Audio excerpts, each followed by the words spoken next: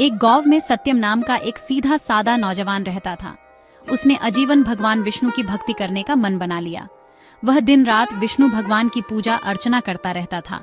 एक दिन उसे एक साधु बाबा मिले।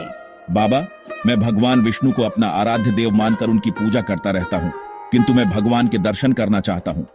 मुझे भगवान की भक्ति का मार्ग बताइए। बेटा, मैं भक्ति का मार्ग तो तुझे बता दूंगा, किंतु भगवान के दर्शन पाने के लिए अपना अहंकार छोड़ना होगा। इसके साथ ही तू गृहस्थ जीवन में रहते हुए भी भगवान को पा सकता है। महाराज, मैंने आजीवन विवाह न करने का मन बना लिया है और मैं एकांत में तपस्या करना चाहता हूँ। आप मेरा मार्गदर्शन करें। साधु बाबा ने उसे तपस्या करने की पूरी विधि बता दी। अगले दिन सत्यम जंगल में पहुंच गया और एक स्थान पर बैठकर तपस्या करने लगा। धीरे धीरे वह तपस्या में लीन हो गया। उसे भूख प्यास लगनी बंद हो गई। वह दिन रात भगवान विष्णु का ध्यान करने लगा। इसी प्रकार कई वर्ष बीत गए। एक दिन सत्यम जब ध्यान लगाकर तपस्या कर रहा था तो उसे लगा जैसे उसकी तपस्या पूर्ण हो गई। उसके शरीर के अंदर अलौकिक शक्तियां भर गई हैं। यह देखकर सत्यम बहुत खुश हुए। उसने भगवान के इस चमत्कार को नमन किया और वह तपस्या करने लगा। तभी एक पेड़ पर एक चिड़िया चहचहा रही थी। उसकी आवाज से सत्यम की तपस्या भंग हो रही थी। चिड़िया इस सब से बेखबर चहचहा रही थी। सत्यम को गुस्सा आने लगा। मूर्ख चिड़िया, तुझे दिखाई नहीं देता?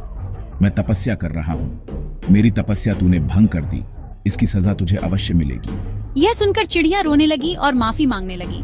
लेकिन सत्यम ने जैसे ही गुस्से से चिड़िया को देखा, चिड़िया जलकर भस्म हो गई। यह देखकर सत्यम बहुत खुश हुआ।